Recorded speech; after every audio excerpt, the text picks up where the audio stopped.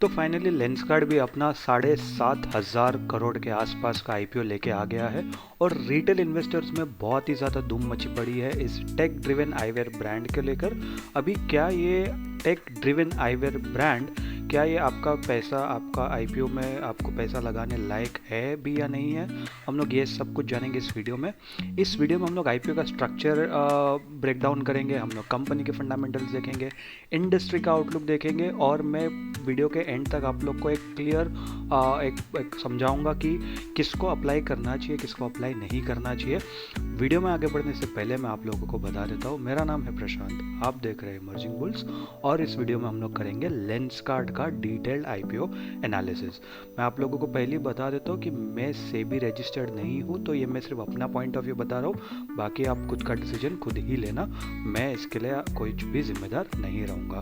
तो चलिए सबसे पहले कुछ बेसिक डिटेल्स की बात कर लेते हैं हम लोग यहाँ पर। अगर हम लोग देखेंगे तो आईपीओ शुरू होगा 31 तारीख से, चलेगा 4 नवंबर के आसपास तक, 4 नवंबर तक, और जो प्राइस बैंड है वो है 382 से 402 का। अगर अप्लाई करना है तो 402 के प्राइस बैंड पर ही अप्लाई करना है और 37 शेयर्स का लॉट साइज हम लोग को मिल जाएगा। टोटल इशू साइज की बात करेंगे तो लगभग 7,300 करोड़ का टोटल इशू साइज है, जिसमें से 2150 करोड़ का फ्रेश इशू है, यानी कि वो पैसा कंपनी के पास जाएगा, और 5,000 के ऊपर यानी कि 5,130 करोड़ का जो बचा हुआ जो पैसा है वो अपने जो एग्जिस्टिंग इन्वेस्टर्स है वो लोग अपना माल बेचकर जा रहे हैं। तो ये कहीं ना कहीं मुझे यहाँ पर एक बहुत बड़ा नेगेटिव पॉइंट लग रहा है।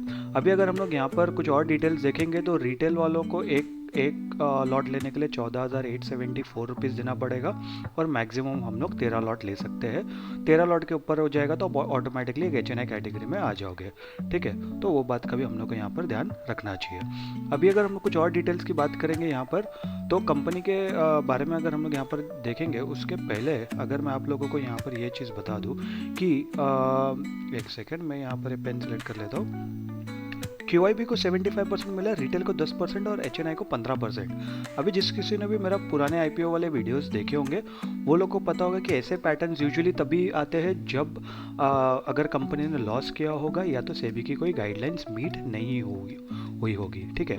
तो यहाँ पर कंपनी के बारे में जान लेते हैं। मैं आप लोग को थोड़ा जल्दी मैं बता देता हूँ, जल्दी शॉर्ट में बता देता हूँ कि ये कंपनी को 2008 में ये शुरू हुई थी। पीयूष बंसल, जो कि शार्क टैंक में आपने देखा होगा, पीयूष बंसल ने ये कंपनी शुरू की थी।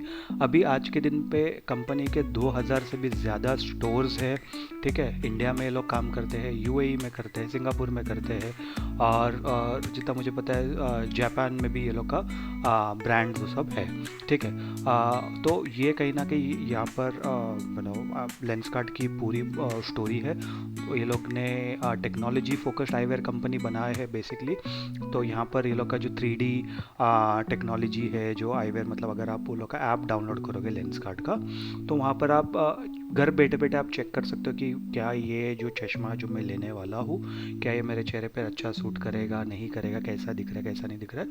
तो ये उस हिसाब से कंपनी ने मतलब हम लोग का सॉफ्टवेयर सब बनाया और ये लोग का जो क्या कहते हैं जो फोकस है टेक ड्रिवन के हिसाब से। क्योंकि ऑब्वियसली अगर आप लोग ने शार्क टैंक देखा होगा पहले कभी, तो शार्क टैंक में भी हमेशा पीयूष बंसल हमेशा एक ही चीज़ बोलते हैं कि भाई तुम इसमें टेक्नोलॉजी को कैसे इन्वॉल्व कर सकते हो, क्योंकि उन्होंने भी माइक्रोसॉफ्ट से कहीं ना कहीं काम करा है। तो कहीं ना कहीं उनको ये लगता है कि मतलब टेक्नोलॉजी बहुत ही ज़्यादा एक इंपॉर्टेंट रोल प्ले कर सकती है, जो कि फिलहाल उन लोग को यहाँ पर दिख भी रहा है, ठीक है। अभी ये लोग के कॉम्पिटिशन कौन कौन हो सकते हैं, टाइटन आई केयर प्लस हो सकता है एक सबसे बड़ा मेजर कॉम्पिटिशन, बट यहाँ पर उसके पहले हम लोग को कंपनी के फंडामेंटल्स देखने पड़ेंगे कि भाई कंपनी के फंडामेंटल्स कैसे लग रहे हैं, ठीक है। अभी सबसे पहले अगर हम लोग यहाँ पर देखेंगे तो रेवेन्यू ये लोग का 25% इंक्रीज हुआ है, और प्रॉफिट आफ्टर टैक्स अगर यहाँ पर देखोगे 3000% इंक्रीज हुआ है 2024 के मुकाबले 2025 में, ठीक है।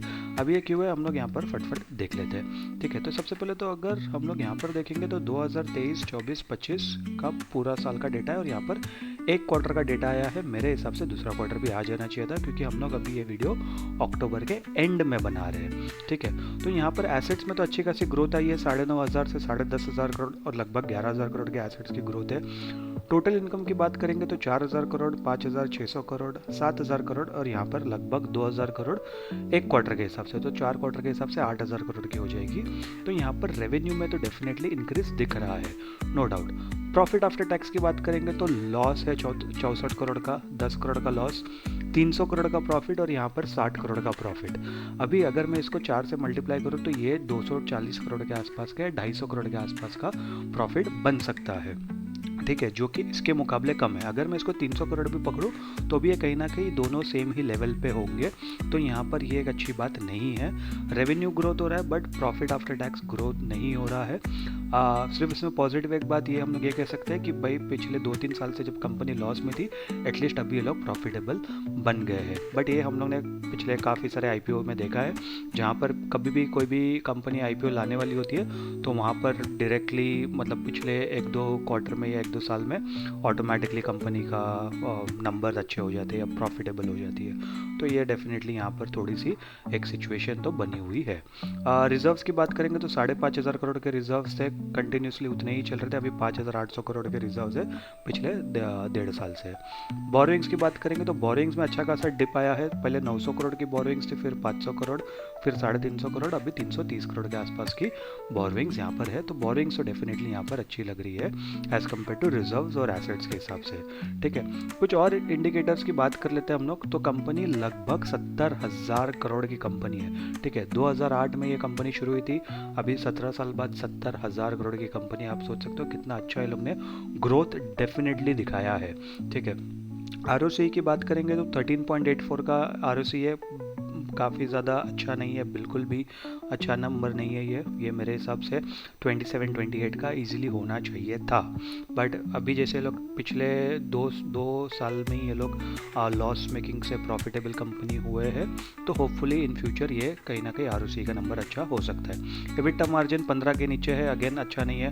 प्राइस टू बुक वैल्यू 11 का है, बहुत ही ज़्यादा हाई वैल्यू है, ओवर वैल्यूड लग रहा है मुझे कहीं ना कहीं उसके हिसाब से। ईपीएस की बात करेंगे तो प्री आईपीओ 1.77 रुपीज़ है, पोस्ट आईपीओ 1.41 है। पी रेशो की बात करेंगे तो बहुत ही ज़्यादा हाई वैल्यूएशन है, 227 है प्री आईपीओ आज के दिन पे, और पोस्ट आईपीओ 285 के आसपास हो जाएगा। तो बहुत ही ज़्यादा हाई वैल्यूएशन के साथ आ रहा है ये आईपीओ, ठीक है। तो ये बात का भी हम लोग को यहाँ पर ध्यान रखना चाहिए। अभी अगर हम लोग पैसे की बात करें कि कंपनी पैसे क्यों उठा रही है, तो यहाँ पर हम लोग ये देख लेते हैं। तो सबसे पहले लोगों को कैपिटल केपेक्स के लिए चाहिए, लोगों को कोको स्टोर्स इन इंडिया, ये लोग का एक कोको स्टोर्स है, वो लोग इसके लिए डाल रहे हैं, तो वो उसके हिसाब से लोग को चाहिए। फिर एग्रीमेंट, लीज एग्रीमेंट वो सब के हिसाब से चाहिए।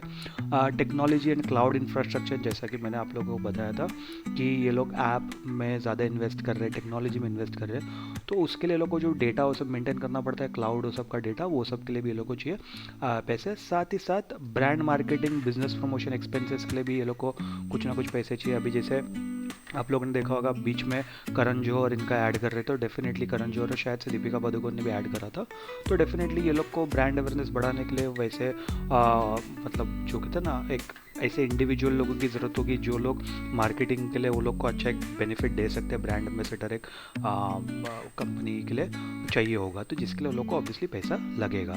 और यहाँ पर ये लोग ने एक और एक चीज़ बताई है, अनआइडेंटिफाइड इन ऑर्गेनिक एक्विजिशन, ठीक है। यानी कि ये लोग को एक्विजिशन करना है, बट कौन सी कंपनी का एक्विजिशन करना है यहाँ पर ये लोग ने यहाँ कुछ बताया नहीं है, क्योंकि अभी तक ये लोग को खुद को ही नहीं पता है इतना, ठीक है। अभी कुछ और डिटेल्स की अगर हम लोग बात कर लेंगे तो जिसको भी जीएमपी के बारे में जानना होगा, तो जीएमपी जो मैंने लास्ट डेटा देखा था 110 से 120 का जीएमपी है, यानी कि जीएमपी के हिसाब से कहीं ना कहीं मार्केट जिस दिन मतलब जब ये स्टॉक लिस्ट होगा स्टॉक एक्सचेंज पर, तो कहीं ना कहीं 522 512 के आसपास लिस्ट हो सकता है। तो जो कोई भी जीएमपी के हिसाब से सोच रहा है तो डेफिनेटली वो लोग के लिए अच्छी बात है, बट मैं हमेशा कहता हूँ कि जीएमपी को देखकर कभी भी इन्वेस्ट नहीं करना चाहिए। अभी एक छोटा सा एक इंडस्ट्री आउटलुक देख लेते हैं।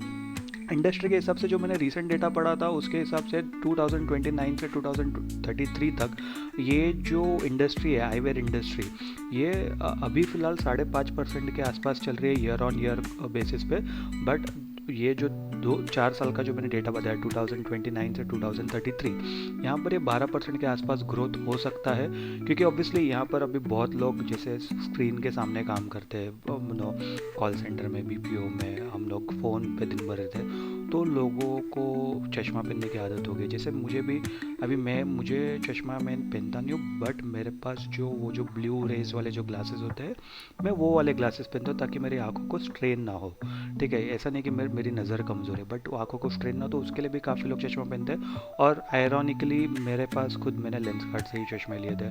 तो ऐसे सब सिचुएशन में डेफिनेटली लेंस कार्ड जैसी कंपनी को या आईवेयर इंडस्ट्री में डेफिनेटली ग्रोथ आता हुआ दिख सकता है। ठीक है, तो ये यहाँ पर एक अच्छी बात है। अभी रिस्क की बात कर ले तो सबसे बड़ा रिस्क है कि वैल्यूएशन बहुत ही ज़्यादा एग्रेसिव है। इतनी ज़्यादा हाई वैल्यूएशन पे मैं तो अप्लाई नहीं कर सकता हूँ, क्योंकि मुझे वैल्यूएशन बहुत अच्छी चाहिए। बहुत अच्छी तो नहीं, मतलब ठीक ठाक वैल्यूएशन चाहिए रहती कि मतलब जो जस्टिफाई कर सके कंपनी को।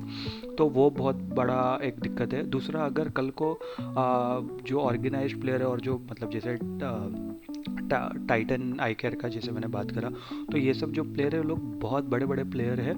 लेंसकार्ट बड़ी कंपनी है नो डाउट, बट उससे बड़ा टाइटन है, क्योंकि वो टाटा ग्रुप में आते हैं। करेक्ट, तो अगर टाटा चाहे तो इससे और भी ज़्यादा एग्रेसिव प्राइसिंग के हिसाब से लोग कहीं ना कहीं मार्केट और कैप्चर करने का सोच सकते हैं। कल को अगर सप्लाई चेन में या टेक में किधर कुछ इश्यूज आ गया तो ये लोग का ज़्यादा दिक्कत आ सकता है। तो वो सब भी कुछ कुछ चीज़ें हैं। बट अगर मैं फाइनल वर्डिक्ट की बात करूँ कि भाई किसको अप्लाई करना चाहिए, किसको अप्लाई नहीं करना चाहिए, देखो अगर आप ग्रोथ इन्वेस्टर हो जिसको टेक्नोलॉजी समझ में आती है और एक लॉन्ग टर्म आप सोच सकते हो 10 15 20 साल, तो आप डेफिनेटली अप्लाई कर सकते हो। जो लोग जीएमपी के हिसाब से अप्लाई करने का सोच रहे हो, जैसा मैंने बताया कि 110 से 120 का जीएमपी दिख रहा था, तो अगर आपको उसके हिसाब से चाहिए तो आप उसके हिसाब से भी आप अप्लाई कर सकते हो। लेकिन आप मेरी तरह वैल्यू इन्वेस्टर हो, ठीक है, जिसको low P price to book value वो सब देखना होता है, तो उसके लिए तो ये आईपीओ बिल्कुल भी सही नहीं है, मुझे ऐसा लगता है। और शॉर्ट टर्म इन्वेस्टर के लिए भी बिल्कुल मुझे नहीं लगता सही है, क्योंकि जब अगर इतने हाई वैल्यूएशन पे आ रहा है आईपीओ, तो मुझे ऐसा लगता है लिस्टिंग होने के 2 4 दिन बाद में ही ये कहीं ना कहीं गिरेगा। ठीक है, अगर मान लो 522 पे या 550 पे या 600 पे 800 पे भी अगर लिस्ट हो गया, तो वो एक हफ्ता शायद से रहेगा, उसके बाद वापस वो 500 600 के आसपास आ जाएगा। तो वहाँ पर हम लोग शॉर्ट टर्म इन्वेस्टर लोग को, क्योंकि अगर हम लोग को अगर पैसे चाहिए, मैंने अभी डाल दिए और मुझे सोचा कि जीएमपी चलो आ गया, बट मैं आज पैसे नहीं निकाल रहा हूँ, मैं 1 2 हफ्ते रुकूंगा, और अगर 1 2 हफ्ते बाद ये स्टॉक का प्राइस गिरा तो डेफिनेटली मुझे वहाँ पर तकलीफ होगी। तो शॉर्ट टर्म इन्वेस्टर को भी मैं कहूँगा कि आप लोग अवॉइड कर सकते हो। लिक्विडिटी वो सब के भी इशू होते हैं, तो वो सब चीज़ों का भी कहीं ना कहीं दिक्कतें आ सकती है।